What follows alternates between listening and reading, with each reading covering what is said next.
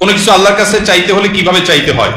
অনেকেই আছে নির্দিষ্ট করে নাম উল্লেখ করে কিছু চায়, যেমন আল্লাহ আমাকে এই চাকরিটাই দেন, আমাকে ওই মেয়েটার সাথেই বিয়ে দিয়ে দেন, বা আমাকে ওই বিশ্ববিদ্যালয়ে চান্স পাইয়ে দেন। আমার প্রশ্ন হলো, কিছু চাওয়ার সঠিক পদ্ধতি কি? দেখেন, এটা ভুল পদ্ধতি। আপনি আল্লাহর কাছে আপনার চাওয়াকে এতটা ফিক্স করে দিবেন না। নবী করিম সাল্লাল্লাহু আলাইহি সাল্লাম দোয়া শিক্ষা দিয়েছেন সাহাবীদেরকে, আল্লাহুম্মা ইন্নী আসআলুকাল আফিয়াতা ফিদ দুনিয়া ওয়াল আখিরাহ। মানে কি? আল্লাহ আপনার কাছে দুনিয়া এবং আখিরাত উভয় জগতে কি চাই? শান্তি চাই। এখন শান্তি কি আল্লাহ লাখ টাকায় হবে, না হাজার টাকায় হবে, না 100 টাকায় হবে, না কোটি টাকায় হবে, না বিনা টাকায় হবে, সেটা আপনি জানেন। আমি কি চাই? শান্তি চাই, মনের প্রশান্তি চাই, মনের সুখ চাই। এই জিনিসটা আপনি আমাকে কিভাবে দিবেন আপনি জানেন। আমার শান্তিটা দরকার। আমার শান্তির জন্য যদি কোটি টাকা দরকার হয় তো কোটি টাকা দেন, কি লাগবে সেটা আপনি জানেন, কিন্তু আমি কি চাই? শান্তি চাই। এই যে ফাইনাল গোড়ার জায়গায় হাত দেওয়া, এটা হলো বুদ্ধিমানের কাজ। আর কোরআনেও আল্লাহ তাআলা শিক্ষা দিয়েছেন, আল্লাযীনা ইয়াকুলুনা রাব্বানা আতিনা ফিদ দুনিয়া হাসানা ওয়া ফিল আখিরাতি, যারা আল্লাহর কাছে দোয়া করে বলে, হে আমাদের রব, আপনি আমাদেরকে দুনিয়াতে কল্যাণ দান করেন, সুখ কল্যাণ ভালো দান করেন। এই ভালোটা কি দিয়ে হবে আমি জানি না। আমি কোনো মেয়েকে দেখে বা তার সম্পর্কে জেনে শুনে আমার মনে হয়েছে এই মেয়েটাকে আমার জীবন সঙ্গিনী করতে পারলে বোধহয় আমি সুখের সাগরে হাবুডুবু খেতে থাকবো, আমি বোধহয় সুখের আকাশে ভাসতে থাকবো এই মেয়েটার সাথে বিয়ে হইলে। বেশিরভাগ যুবক বয়সে শয়তান এ ধরনের পাগলামি মাথার মধ্যে চাপায়, মনে হয় যে এটার সাথে বিয়ে না হলে আমার জীবন পুরোটা বরবাদ হয়ে যাবে, তছনছ হয়ে যাবে, শেষ। ডিপ্রেশন, আত্মহত্যা করে ফেলতেছে, শেষ হয়ে যাচ্ছে, জ্বলে পড়ে মরে যাচ্ছে, বুড়ো হয়ে গেছে, বিয়ে করে না কেন? কারণ তারে পাই না, এই জন্য বিয়ে করবো। এর চাইতে বড় নির্বোধ আল্লাহর জমিন আর দ্বিতীয়টা আছে কিনা সন্দেহ। যে তোমার ছাড়া আরেক জায়গায় বিয়ে বসে গেছে, আলহামদুলিল্লাহ, বুঝতে হবে যে তুমি অজাগায় গেছো, এখন তুমি জায়গায় যাওয়ার চেষ্টা করো। এটা হলো বুদ্ধিমানের কাজ, ঠিক না ভাই? ঠিক।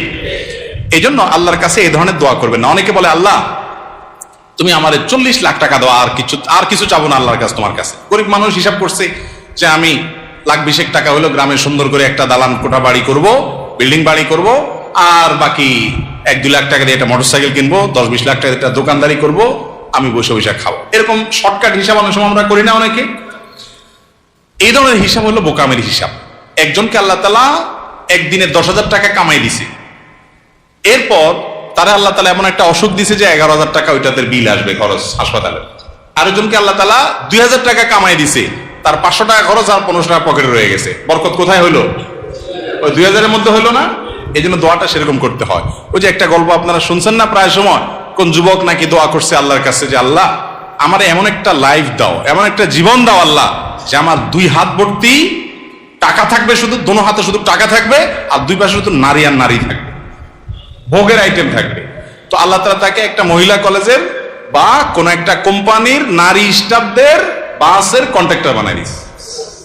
এই জন্য তার হাতে টাকা আর টাকা কন্ট্রাক্টরি করে, টাকাও মানুষের আর মহিলাগুলোও মানুষের। এই যে ভুল দোয়ার ফল দেখছেন, উল্টাপাল্টা দোয়া করছে না? সে দোয়া করবে, আল্লাহ আমি তোমার কাছে শান্তি চাই। এখন কোন মেয়েকে বিয়ে করলে আমার সংসারে শান্তি হবে তুমি জানো। আমি যেটাকে দেখে মনে করতেছি এটার সাথে বিয়ে হলে শান্তি হবে, ওইটার সাথে বিয়ে হলে আমার আরো অশান্তি হইতে পারে, পারে কি পারে না? কত তথাকথিত এই যে অবৈধ প্রেমের বিবাহ, কি মহব্বতের সাগর ঢেউ খেলতে থাকে না, এরপরে 2 মাস 4 মাস যাইতে না যাইতে শুরু হয় গৃহযুদ্ধ, বিশ্বযুদ্ধ, ঠিক না? ঠিক। এই জন্য আল্লাহর কাছে কোনো কিছু ফিক্স করে দোয়া করা এটা দোয়ার আদব না। দোয়ার আদব হলো কি? আল্লাহ আপনার কাছে আমি শান্তি চাই, আল্লাহুম্মা ইন্নী আসআলুকাল আফিয়া, আল্লাহ আপনার কাছে আমি শান্তি চাই। শান্তি যেখানে আছে আপনি সেখানে দিবেন। বরকত চাইতে হয়, বরকত। আল্লাহ আপনার কাছে আমি কি চাই? বরকত চাই। আল্লাহ আপনি যে আমাকে রিজিক দিয়েছেন এর মধ্যে আপনি কি দেন? বরকত দান করেন। আল্লাহ যদি বরকত দেন, কল্যাণ দেন, তাহলে অল্পতে কি হবে? এই যে একটু আগে আপনার আলোচনায় শুনলেন, আমাদের কাছে এখন পয়সা কড়ি অনেক বেশি, কিন্তু শান্তি অনেক। আমাদের আগের জেনারেশনের কাছে পয়সা কড়ি অনেক কম ছিল, শান্তি অনেক বেশি ছিল। তাহলে আমাদের দরকার হলো শান্তি এবং সুখ। বিধায় এরকম ফিক্স করে দোয়া করে, এটা দোয়ার আদবের খেলাফ।